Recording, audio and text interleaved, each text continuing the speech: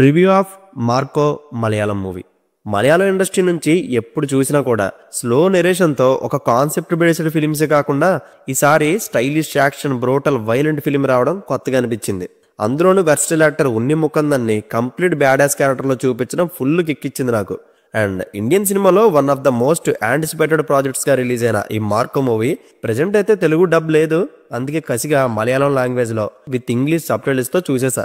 ఎందుకంటే ప్రతి ఒక్కరూ దీని గురించి పాజిటివ్గా ఫీడ్బ్యాక్ ఇస్తుంటే అసలు అంత మ్యాటర్ ఏముందో చూడాలని వెళ్ళిపోయాను. So after watching this movie నా ఒపీనియన్ చెప్పాలంటే it's just average film. Violent మాత్రం వాడియమ్మ మామూలుగా లేదు. ఈ మధ్య వచ్చిన బాలీవుడ్ ఫిలిం కిల్ మూవీకే అందరూ వైలెంట్ అనేసారు. దాంతో కంపేర్ చేస్తే ఇది పనాలి.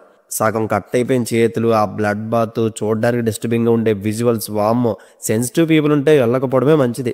ఎస్పెషల్లీ క్లైమాక్స్కి అయితే ఓ పెద్ద దండం. చిన్నపిల్లలు లేదు, పెద్దోళ్ళు లేదు, ఘోరమైన వైలెన్స్ చూపిస్తారు.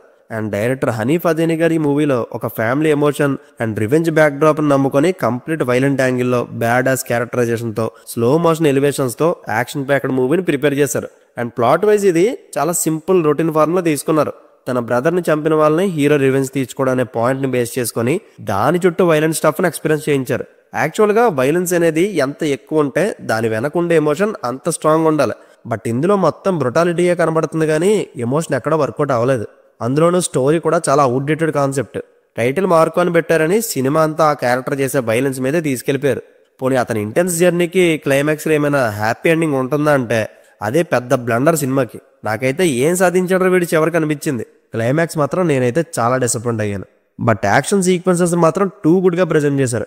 కొన్ని సెటప్లు అయితే హాలీవుడ్ నుంచి కాపీ కొట్టేశారు. అండ్ సినిమాటోగ్రఫీ, రవి బస్రూడ్ గారి బ్యాక్గ్రౌండ్ స్కోర్ ఈ మూవీ మీద పాజిటివ్ ఒపీనియన్ బిల్డ్ అవడానికి కీ రోల్ ప్లే చేశాయి.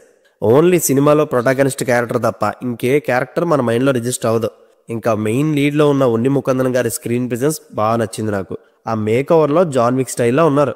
యాక్టింగ్ వైజ్ అంత స్కోప్ ఏం లేదా ఆయనకి. సినిమా అంతా ఎక్కువగా చంపడం, సిగార్ కాల్చడంతోనే సరిపోయింది. సో ఇంతకన్నా చెప్పడానికి ఏం లేదు. ఓవరాల్గా మలయాళం నుంచి వచ్చిన స్టైలిష్ వైలెంట్ ఫిలిం కాబట్టి ఒకసారి ట్రై చేస్తానంటే ట్రై చేయండి, యాజ్ యువర్ విష్.